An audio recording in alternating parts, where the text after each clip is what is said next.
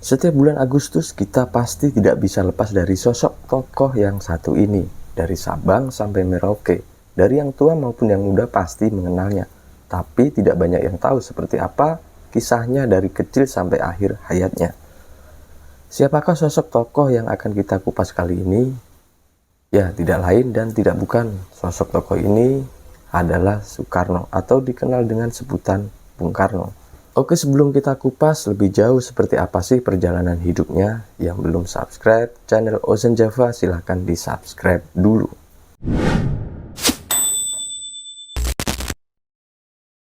Soekarno atau yang akrab disapa Bung Karno, kita kenal sebagai proklamator sekaligus presiden pertama Republik Indonesia. Dikutip dari buku Soekarnoku, Soekarnomu, Soekarno Kita. Soekarno lahir di Surabaya pada tanggal 6 Juni 1901. Dia lahir dari pasangan Raden Sukemi Sosrodihardjo dan Ida Ayu Nyoman Rai. Ayah Soekarno bernama Raden Sukemi, adalah bangsawan keturunan Sultan Kediri. Sedangkan ibunya orang Bali berkasta Brahmana. Itulah kenapa nama Soekarno juga sangat terkenal dan punya tempat di hati masyarakat Bali. Dalam buku Selangkah Lebih Dekat dengan Soekarno, karya Aji Nugroho, dijelaskan Soekarno lahir dengan nama Kusno Sosrodihardjo. Namun karena sering sakit di usia 5 tahun, namanya diganti menjadi Soekarno. Orang Jawa zaman dulu punya kepercayaan bahwa anak yang menyandang nama terlalu berat akan sering sakit. Nama Soekarno berasal dari nama panglima perang di dalam kisah pewayangan, yaitu Karna, yang diucapkan menjadi Karno dalam bahasa Jawa. Awalan Su memiliki arti baik. Meski keturunan ningrat, kehidupan keluarga Soekarno tidak bergelimang harta, apalagi saat itu penjajah Belanda masih berkuasa. Namun dia masih bisa bersekolah di sekolah Belanda pada tahun 1908. Dia lalu berpindah ke sekolah ELS yang berada di Mojokerto. Ia menamatkan pendidikan sekolah dasarnya pada tahun 1919. Selanjutnya Soekarno melanjutkan pendidikannya di HBS di Surabaya atas bantuan teman ayahnya, yaitu Hos Cokro Aminoto. Cokro Aminoto juga memberikan tempat tinggal untuk Soekarno. Bersama Cokro Aminoto, Soekarno mendapatkan ilmu yang luas dan sering bertemu dengan tokoh-tokoh perjuangan lainnya, seperti Haji Agus Salim, Abdul Muiz, Alimin, dan lain-lainnya. Kemudian pada tahun 1921, setelah lulus dari HBS, ia kemudian melanjutkan sekolahnya di Technische Hogeschool atau THS, atau kini lebih dikenal sebagai Institut Teknologi Bandung atau ITB. Soekarno berhasil memperoleh gelar insinyur di tahun 1926. Kemudian, karena rahasia nasionalisme, Soekarno mulai tumbuh pesat ketika bersekolah di Surabaya dan tinggal di rumah Cokro Aminoto. Di sana Soekarno mulai berkenalan dengan paham dan konsep pemikiran seperti pemikiran sekuler Barat. Tahun 1926 Soekarno mendirikan Algemene Studi Club di Bandung. Organisasi ini yang kemudian menjadi cikal bakal Partai Nasional Indonesia atau PNI, yang didirikan Soekarno pada 4 Juli 1927 dengan rumusan ajaran Marhainisme. Kemudian usaha yang dilakukan Soekarno membuat PNI tumbuh dan berkembang di Jawa maupun di luar Jawa. Akibatnya, karena aktivitas Soekarno di PNI, Belanda menangkapnya pada 20 Desember 1929. Soekarno kemudian dipenjarakan di Sukamiskin, Bandung. Ia baru dibebaskan pada 31 Desember 1931. Setelah bebas, Soekarno bergabung dengan Partindo, Partai Indonesia, yang merupakan pecahan dari PNI dan memimpinnya. Hal ini mengakibatkan dirinya kembali ditangkap oleh Belanda dan diasingkan ke ND Flores pada tahun 1933. 4 tahun kemudian dipindahkan ke Bengkulu. Di Bengkulu, Soekarno berhasil kabur dan menuju Padang. Kemudian menyeberangi Selat Sunda dan kembali ke Jakarta pada Juli 1942. Kemudian pada masa pendudukan Jepang mengetahui bahwa tokoh besar pergerakan kemerdekaan Indonesia adalah Soekarno salah satunya. Soekarno kala itu adalah bagian penting dari segala kepentingan Jepang datang ke Indonesia, yaitu mengusir penjajah Belanda dan mengambil alih kuasa di Nusantara. Bermodalkan kalimat saudara tua, Jepang mencoba meyakinkan tokoh pergerakan Indonesia bahwa imperialisme Belanda segera berakhir. Lambat laun, tabiat Jepang mulai disadari para tokoh pergerakan. Secara umum, Jepang hanya ingin memanfaatkan Indonesia di tengah kemelut Perang Pasifik.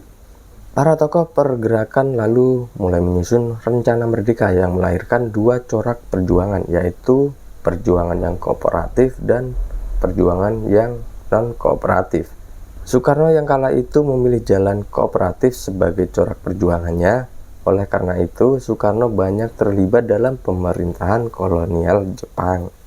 Soekarno terlibat dalam beberapa posisi penting pada lembaga Jepang. Salah satunya menjadi ketua Putra atau prajurit tenaga kerja yang menarik simpati hati rakyat untuk mengikuti program Romusa. Soekarno kerap dianggap sebagai kolaborator Jepang sebab ia selalu mendukung kebijakan Jepang. Sikap macam ini yang membuat Soekarno dikritik oleh tokoh lain. Beberapa orang menganggap bahwa sikap Soekarno semakin membuat rakyat sengsara dan cara demikian ini cenderung lambat dalam menyukseskan kemerdekaan. Soekarno bersikap kooperatif karena mengharapkan imbalan kemerdekaan atau merdeka secara mandiri melalui celah-celah politik Jepang. Dikutip dari Bung Karno, penyambung lidah rakyat Indonesia, Soekarno pernah berujar, kita harus berterima kasih kepada Jepang bahwa kita dapat memperalat mereka, yang dimaksud adalah Jepang. Dikutip dari sejarah Indonesia modern, pada 1943, gerakan bawah tanah yang dipimpin oleh Amir Syarifuddin ditangkap Jepang. Ada 53 pejuang, termasuk Amir Syarifuddin, yang ditangkap oleh Jepang. Mereka dijatuhi hukuman mati oleh Jepang, namun berkat peran Soekarno dan Muhammad Hatta yang berada di tatanan pemerintahan Jepang, hukuman Amir dapat diubah meskipun beberapa tokoh yang ditangkap tetap dijatuhi hukuman mati. Tentunya hal ini disebabkan peran penting Soekarno bagi Jepang. Tanpa adanya Soekarno, Jepang akan kesulitan mengerahkan massa pekerja paksa. Melalui Jawa Hokukai, sebuah lembaga yang mengatur mobilisasi pekerja paksa, Soekarno menduduki posisi penting sebagai penasehat. Lembaga ini dimanfaatkan oleh para tokoh pergerakan, termasuk Soekarno, untuk menanamkan nasionalisme pada masyarakat kelas bawah. Dijatuhkannya dua bom atom yaitu Little Boy di Hiroshima dan Fat Man di Nagasaki pada Agustus 1945 menjadi awal melemahnya tekanan Jepang terhadap Indonesia. Kondisi ini secara cepat dimanfaatkan oleh tokoh-tokoh pergerakan untuk menyiapkan sebuah momentum proklamasi kemerdekaan Indonesia. Setelah melalui berbagai perundingan, Jepang dan para tokoh Indonesia sepakat membahas kemerdekaan melalui sidang BPUPKI dan PPKI. Rupanya tokoh muda tidak begitu senang dengan kemerdekaan yang diberikan oleh Jepang. Mereka menginginkan Indonesia merdeka bukan dari pemberian. Dilansir dari situs setnek.go.id, tanggal 15 Agustus 1945 sekitar pukul 22 terjadi perdebatan antara Soekarno dan pemuda di Jalan Pegangsaan Timur nomor 56. Khairul Saleh meyakinkan Soekarno bahwa ribuan pasukan bersenjata siap mengusir tentara Jepang untuk melakukan revolusi. Bung Karno menolak dengan alasan khawatir terjadi pertumpahan darah yang bakal menghilangkan banyak nyawa. Selain itu, Bung Karno merasa kemampuan tentara Indonesia tidak cukup kuat melawan Jepang.